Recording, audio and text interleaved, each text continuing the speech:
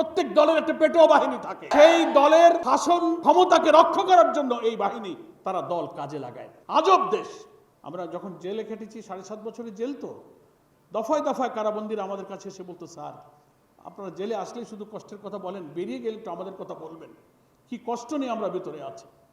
তাদের স্বাস্থ্য, তাদের মেডিকেল, কারারক্ষীদের দুর্ব্যবহার, এবং সুপার, জেলার এবং সুবেদার নামে একটা ব্যক্তি থাকে সব জেলে, দুর্নীতির পাহাড় তার মধ্যে। টাকা দিলে ভালো জায়গায় থাকতে দেবে, টাকা দিলে ভালো খাইতে দেবে, টাকা দেবে না তো খেতে পারবে না। আমরা ওয়াদা করে এসেছি যে আমরা যদি বেরোতে পারি, বলে স্যার আপনি এমপি ছিলেন, পার্লামেন্টে একটু বলে আইন বদলাবেন। বলতে পার্লামেন্টের কপালে যা আছে হবে, যদি বেরোতে পারি তো বলবো। তো এখন আইন আর বিচার সংসদ মন্ত্রী, জেল আর কোর্ট কাছারি যার হাতে, তিনি এখানে বসা আছেন। জেল আপনার হাতে নেই, বিচার তো আছে আপনার হাতে, আপনি বিচার আছেন। আর জেল হচ্ছে হোম মিনিস্ট্রির অধীনে। আমরা বলবো, কিন্তু আপনারা অ্যাডভাইজারি বোর্ডে আছেন। আমি বিং অ্যাডভাইজার, আমি একটা আর্নেস্ট রিকোয়েস্ট করছি, 2 জন অ্যাডভাইজার এখানে আছেন।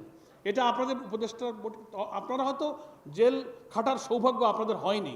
আমরা দোয়া করি যে আল্লাহ আপনাদেরকে জেলে না নিক।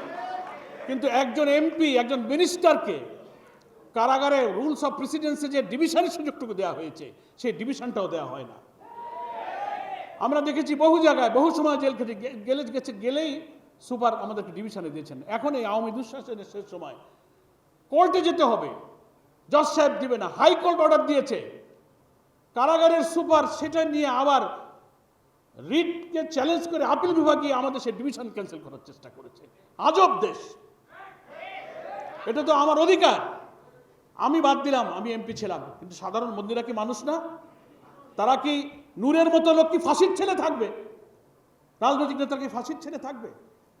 একটা ঘরের মধ্যে বাথরুম, গন্ধ, দুর্গন্ধ, বসা যায় না, পানি নাই, মেডিকেল যে ফ্যাসিলিটিসটা কারাগারগুলোতে আছে, ওষুধপত্র নাই, কোনো পরীক্ষার ব্যবস্থা নাই, পেটে ব্যথা, অস্থির, সেন্সলেস হয়ে যাচ্ছে, শ্বাসকষ্ট, একটা ট্যাবলেট দেবে, ব্লাড টেস্টের অবস্থা নাই, কোনো ডায়াগনোসিসের ব্যবস্থা নাই।